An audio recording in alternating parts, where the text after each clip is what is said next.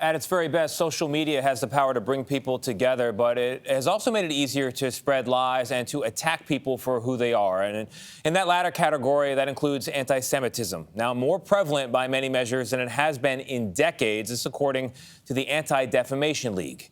One synagogue in Los Angeles is giving Jewish teenagers now the space to talk about anti-Semitism as a group. Carter Evans spoke with some of those teens to find out how hatred is affecting them personally. At Shomrei Torah Synagogue outside Los Angeles. What are the things that you have had to deal with in terms of anti-Semitism in your own lives? Rabbinic intern Avram Elner has an honest talk with Jewish teens who speak openly. Swastikas were being spray painted in my locker area. They were saying Hail Hitler. I was just heartbroken when I heard what Kanye said because, truthfully, it's not just Kanye that's saying all of this. It's a catalyst for so much more. How did you deal with it? What did you do to get through that moment? I took off like any jewelry that indicated that I was Jewish, and I didn't deny, but I kind of erased it from like my personality publicly a lot of the time because I was just afraid. I think what struck me about this conversation is how easily all of you were able to come up with multiple instances where you were the subject of anti-Semitism. So maybe with a show of hands, how many of you have seen swastikas in school? So most of you, okay. How many of you have been subjected to anti-Semitic language in school?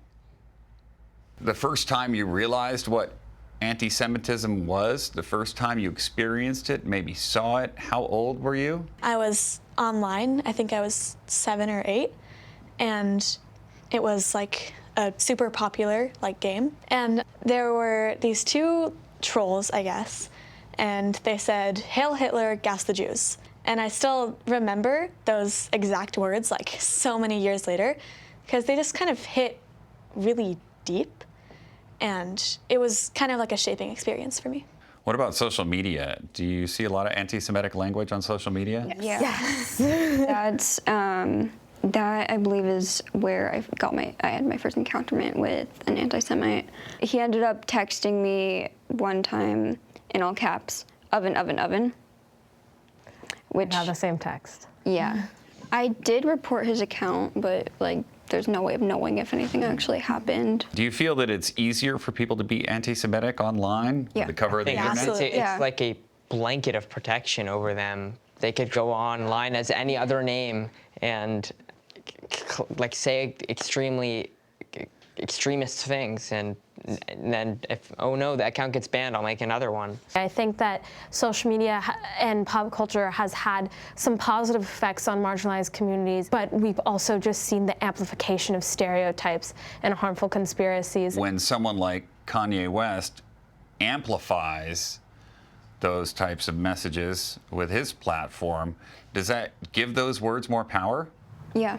Unfortunately, it does, because he has a huge fan base. His followers on some social media account are double the amount of Jews in the world, which is crazy to think about. I know at least some of them might be anti-Semites, and that's a problem. It goes from people, saying he's not really like that, he's whatever, going through a tough time, and then the next second there are neo-Nazis holding up signs on the 405 freeway on an overpass saying Kanye was right about the Jews. Which brings me to another question.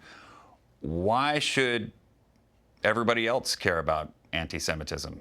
It's not just Jews. This can happen to anybody. Anti-Semitism, right now it's talking about Jews, but there are so many ways that it could be flipped against different minority and maybe even sometimes majority groups. Any harm being done to human beings is unacceptable, and no matter who you are, you should care not because we're Jewish, but just because we're other humans.